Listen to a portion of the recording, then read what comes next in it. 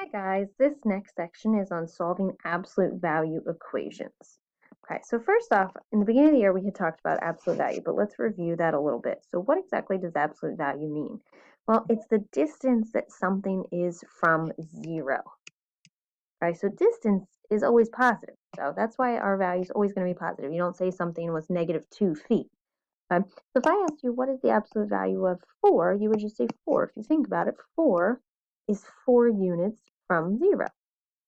Now, negative 5 is over here. So if I asked you the absolute value of negative 5, it is simply 5 because the distance from negative 5 to 0 is simply 5 units.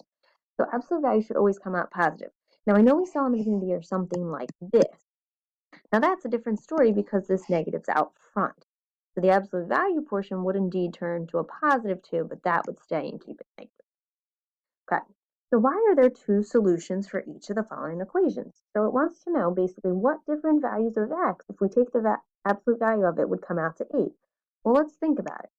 Well, what's 8 units from 0? Well, clearly 8, but also negative 8. So this will have two solutions, 8 and negative 8.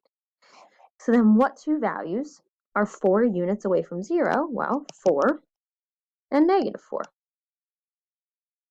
Now, does this have two answers? No, because how far away from 0 is 0? Just 0 units. So that only has one answer. Now, how far away?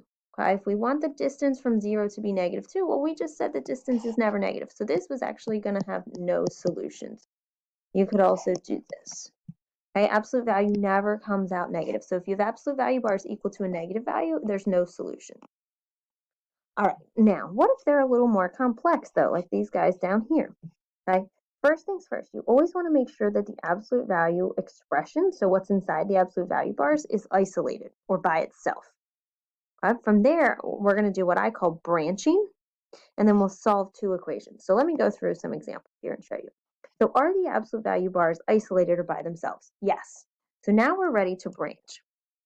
So we had said that what's inside those absolute value bars, right, could come out to 7, so exactly the way it is, but without the bars. Or technically it could come out to, it could come out to negative 7. But the absolute value of negative 7 would also solve to 7. So from here, just solve each one normally. So subtract 2, and then divide by 3. Over here, subtract 2, and then divide by 3. So if we would take these, to check this, you could take this solution and put it back up in the original. So if I plug 5/3 back in for x, okay, 3 times 5/3 is simply 5. 5 plus 2 is 7, and the absolute value of 7 is 7. So like this is just a check. Our actual answers are the 5/3 and the negative 3. So let's do a check of negative 3. Put that in for x to the original. So we would get negative 9 plus 2. Negative 9 plus 2 is negative 7. And is the absolute value of negative 7 7? Yep. So those both work. So here, once again, the absolute value bars are isolated. So let's branch. So we want 1 exactly the way it is. So 2x minus 6 equals 14. And then 2x minus 6 equals negative 14. So add 6. And then divide by 2. So we get 10. Add 6. And then divide by 2. And we also get negative 4. And you could check that if you wanted to. Okay, I'm not going to for right now, just to save some time. Okay, now look at this one. Are the absolute value bars, so this portion by itself? No. So we need to move these pieces. So you always want to move pieces that are added or subtracted first. So let's move that 5 away first. Never, ever distribute that 2 into absolute value bars. So when we subtract that, we get 28. Now to get rid of that 2, we would divide it because it's currently being multiplied. Divide it. Now we have the absolute value bars isolated, and we're ready to branch. So 3x minus 1 equals 14, and 3x minus 1 equals negative 14. Add 1, and divide by 3. Add 1, and divide by 3.